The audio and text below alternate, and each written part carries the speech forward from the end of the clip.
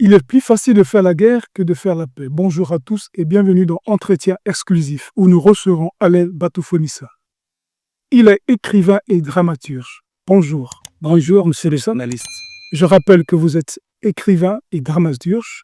Vous étudiez les multiples opinions et conflits qui animent notre monde. Vous êtes auteur de La guerre des volontés, un livre qui est apparu aux éditions Le Lys Bleu à Paris, en France. Il est déjà vendu chez Amazon, Fnac, Le Lys Bleu, Cultura et chez De Citre. Comment avez-vous trouvé cette inspiration? Bon, je dois d'abord vous signaler que je ne suis pas un universitaire, je suis un autodidacte plutôt. Je me suis inscrit dans l'univers du savoir. Je reçois mes inspirations lorsque, par exemple, j'ai un titre. Je ne vois pas la feuille blanche. Quand je me mets à écrire, c'est comme si on était en train de me dicter. Donc, c'est comme ça que je reçois mes inspirations. Vous êtes combien à avoir écrit ce livre? Bon, il n'y a pas de co-auteur, il n'y a que l'auteur. Donc, je suis le seul auteur de cet ouvrage. Mais vous avez quand même été assisté. Assisté, quand on écrit un livre, quand on a un manuscrit, on a besoin de corriger. On a besoin d'autres personnes pour la correction. Donc, j'ai mon professeur, René Mazelo, qui m'aide à faire la correction. Vous êtes au Congo-Brazzaville, mais comment vous avez fait pour contacter le producteur, la maison Le Lys Bleu, qui est basée en France? Vous savez, monsieur le journaliste, quand j'ai écrit mon manuscrit, tout d'abord, je devrais vous signaler que j'en ai écrit beaucoup. Des livres, j'en ai beaucoup j'ai beaucoup de manuscrits. J'ai choisi ces manuscrits-là par rapport à ce qui se passe dans le monde. Et j'ai fait mes recherches. Je suis tombé sur cette maison d'édition, de Lys Bleu. Ça m'a attiré, j'ai envoyé mon manuscrit. Ils ont approuvé et c'est tout. Quel est le but de ce livre? Qu'est-ce que vous proposez aux éditeurs? Le but de ce livre, c'est de pouvoir apporter un équilibre par rapport à ce qui se passe dans le monde. Je veux que mes lecteurs, mes lecteurs soient dans mon univers. Beaucoup de choses se passent dans le monde, telles que les guerres, les conflits dans la société, dans des familles, dans des couples. Il nous faut un équilibre pour éviter la catastrophe imminente. Vous évoquez des guerres, mais est-ce que la paix, vous y croyez? Bien sûr que oui, je crois à la paix. Et quelles sont les solutions que vous proposez dans ce livre? Vous savez, il y a un dictat qui dit qu'après la pluie vient le beau temps. Quelle que soit la durée de la nuit, le soleil finit par apparaître. Donc, il n'y a pas de paix sans pourtant parler de la guerre. Donc, quelle que soit la durée de la guerre, il y aura toujours la paix. La nuance, c'est de trouver une solution équitable. C'est de mettre de l'équilibre. C'est ça le point fort de mon ouvrage. Quelles sont les différentes parties que compose votre livre? Bon, mon ouvrage est triptyque. Il est en 3 parties. Il est en 3 parties.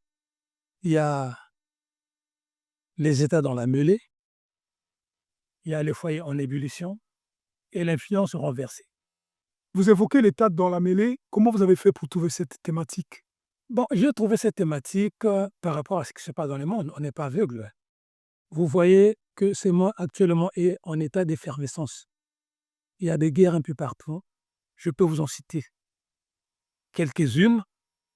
Par exemple, la guerre qui oppose la Russie à l'Ukraine, le conflit entre l'Israël et le Hamas, sans pourtant oublier le conflit entre la RDC et le Rwanda. Bon, nous allons évoquer en profondeur prochainement, certainement quand le livre sera disponible au Congo, parce que je rappelle pour les auditeurs que ce livre est encore vendu en ligne chez Amazon, vous l'avez dit, et nous l'attendons au Congo-Brazzaville. Lorsqu'il sera sur place, nous allons l'évoquer. Nous allons évoquer ces questions en profondeur. Mais la deuxième partie aborde quoi? La deuxième partie aborde les foyers en ébullition. Ça concerne les foyers. Là dont j'ai parlé des 4 couples, des 4 différentes races. Comme je l'ai dit, dans un couple, il y a toujours des problèmes. Les problèmes ne manquent jamais. La nuance, c'est de savoir régler ces problèmes. Les foyers en ébullition, c'est votre foyer qui est en ébullition ou c'est une expérience que vous avez tirée ailleurs? Bon, vous savez, ça fait déjà 19 ans que je suis marié. Je ne peux pas dire que je n'ai pas de problème chez moi. J'ai des problèmes dans mon foyer, ça ne manquera pas. Il y aura toujours des problèmes. Mais nous essayons de trouver des solutions avec mon épouse par rapport à la parole parce que nous sommes chrétiens. Vous voyez? Parce que nous sommes chrétiens. Et par rapport à ce que j'essaie un peu de voir dans des couples ailleurs, j'essaie un peu de créer une histoire là-dessus. Parlez de cet équilibre chez les hindous. Comment ça se passe? Bon, par exemple, comme je vous l'ai dit tantôt, parmi les 4 couples dont j'ai parlé, dans mon ouvrage, il y a les hindous qui sont conservateurs, conservent leur culture. La femme hindoue est très, très obéissante.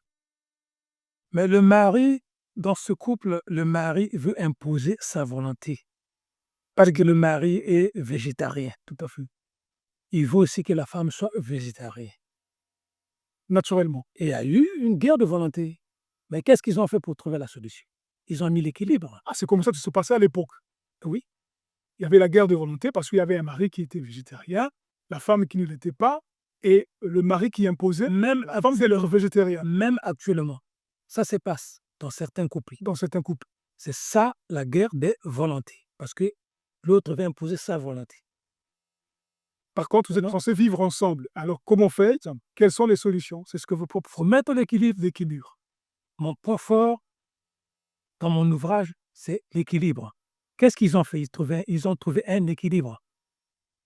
Chacun a accepté son régime alimentaire. Le mari est resté végétarien, la femme est restée aussi à son régime alimentaire. Et voilà, le couple est en paix. Le couple est en paix. C'est cette position. Ils n'ont pas divorcé. Ils n'ont pas divorcé. Ils n'ont pas divorcé. Ils ont eu la solution Et c'est l'équilibre. équitable. C'est l'équilibre. C'est l'équilibre. La troisième partie évoque quoi exactement? La troisième partie évoque l'influence renversée. L'influence renversée, Expliquez chez les auditeurs ce que ça veut dire, l'influence. c'est de l'influence renversée. Une fois peut-être que, par exemple, toi tu avais eu une influence sur moi, mais quelquefois après ça a changé de forme. Vous pouvez donner un Influence exemple? renversée. Donner un exemple Donc, par exemple clair. par exemple, c'est pas une utopie. Hein. Ça a existé autrefois. Il y a eu un président africain que je tais le nom, qui avait eu une certaine influence politique sur un président européen. Vous voyez? Donc, c'est cette histoire-là que j'ai Que vous racontez dans la troisième racontée, partie. j'ai raconté dans la troisième partie. Maintenant, pour en savoir plus, il faudrait se procurer de l'ouvrage du livre. Comment est-ce que ce livre sera reçu à votre avis? Bon, à mon avis, vous savez, je ne peux pas entrer dans la pensée des lecteurs. Tout dépendra des lecteurs.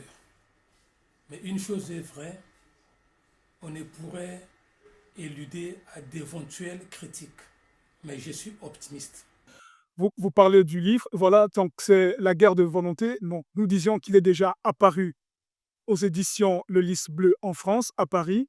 Il est vendu, nous l'avions dit, chez Amazon, chez Fnac et toutes d'autres maisons. Monsieur Alain, nous sommes à la fin de notre émission.